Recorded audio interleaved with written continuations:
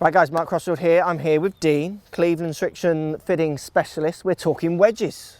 We are. Going to try and give the guys a little bit of help on the kind of wedge decisions and why you make the wedges you do. So let's check some wedges out. What I noticed with your wedges, Dean, is you have many combinations of loft and bounces, more than maybe other companies, don't you? You've certainly got a lot of combinations in there. We do have a pretty extensive line. Yeah, we offer wedge lofts from 46 all the way through to 64 in 2-degree increments. Right, that's a lot, isn't it? And we also offer 3 bounce options, a lower, standard and a high, in lofts of 54 through 60. Fantastic. So bounce is something that lots of people often want to talk about and they don't understand. I mean, my advice, I'm sure yours would be the same, is go and get a wedge fitting, work out the style of play, how you play your wedges to get the bounce to fit into the lofts they use. If I just steal one of those wedges, I mean, it's not as black and white sometimes as people want with bounce. It's about understanding how they use the wedge, isn't it? So things that can affect bounce choice might be angle of attack, so how the club is coming down. I think you would probably do that. Steeper or shallower. Absolutely,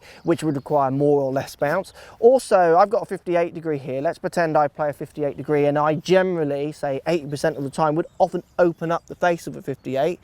In effect, that's changing the bounce, isn't it? Yes. So it's style of how you might play the wedge as well, isn't it, that might make you affect the wedges. So with your extensive options in bounce and loft, definitely a fitting or going to see their pro and getting a fitting is going to be the best way, because just to say this bounce fits for that person and that bounce suits that person isn't always the case, I would say. No, I mean, some golfers can diagnose themselves by virtue of where they play. If they play on a constantly waterlogged wet golf course with lots of thick kind of fluffy sand, then they're probably not likely to need a lower bounce option. Equally, the linksland golfer who plays on very firm tight conditions probably won't benefit too much from a lot of bounce. Fantastic. So I agree. So conditions on how the ground is lying will affect their decisions on bounce. Yep. Which you can almost see as you put it down on a tight lie. You might think, oh, I don't want that leading edge sitting there, those kind of things.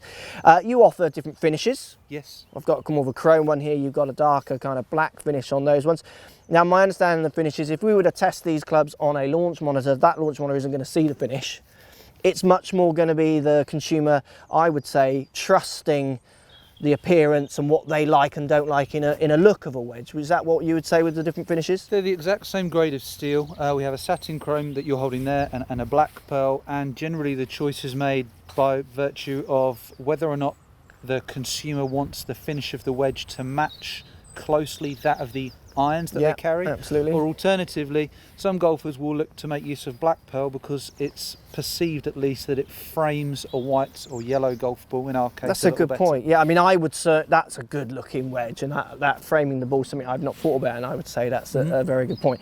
And then going on then to you guys, I know you make a lot of brouhaha about the old grooves and the space between the grooves more. This Rotex finish, I think you're calling it? Yeah, our 588 wedges utilise Rotex technology, which we call the new face of spin. Okay. I'd like you to think of it almost as 2 technologies really, whereby we utilise laser milling, which is a kind of a micro groove that runs between the grooves in a parallel direction. Yeah, I mean, you can actually see that almost, can't you, on there? We've enhanced this in more recent generations of the product, and this is more durable now than ever before. It kind of exploits legislation on what the governing bodies call peaks and troughs. Okay. So it's essentially there to create more friction. It's a surface roughness. Yeah. And then in addition to that, the Rotex pattern, or the abbreviation RTX pattern, essentially is a semicircular milling which runs across the face, across the entirety of the face, not just within the score line. Yeah.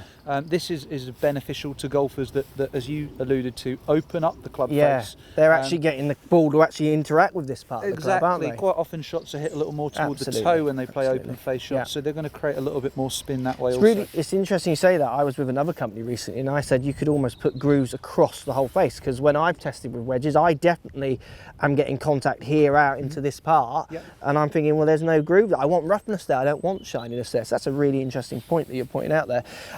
So when it comes to wedges, many loft options, many finishes. Trust your kind of what you like in a wedge. There's no right or wrongs when it comes to finish. It's about what they like the look of.